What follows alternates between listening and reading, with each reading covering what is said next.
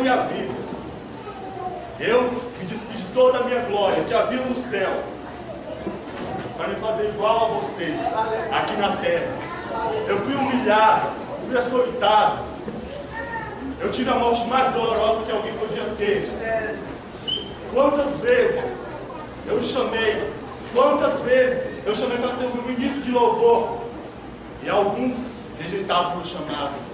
Quantas vezes eu disse pregue, e alguns o rejeitaram. Quantas vezes eu disse vai e prega para os seus amigos, e você simplesmente negou. Mas você não estava negando a ele, você estava negando a mim. Esse será o grande dia, mas enfim chegará o grande dia do Senhor. Os que forem fiel a mim subirão comigo. Porém, os que não cumprirão meu chamado, eu lançarei fora. Eu lançarei no lago de fogo, junto com os demônios e Satanás. Mas eu não criei o inferno para a humanidade, mas sim para Satanás. Mas por causa da desobediência, mas por causa de negar a mim,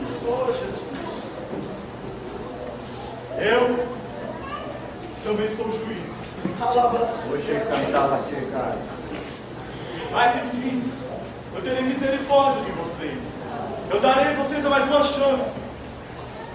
Cabe a você a escolher o caminho que você deve andar.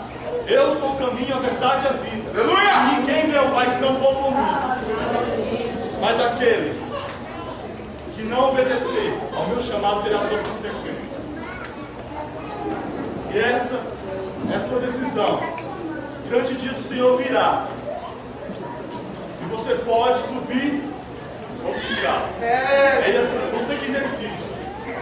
Mas aqueles que subirem comigo para a glória, receberei o galardão. Glória a Deus.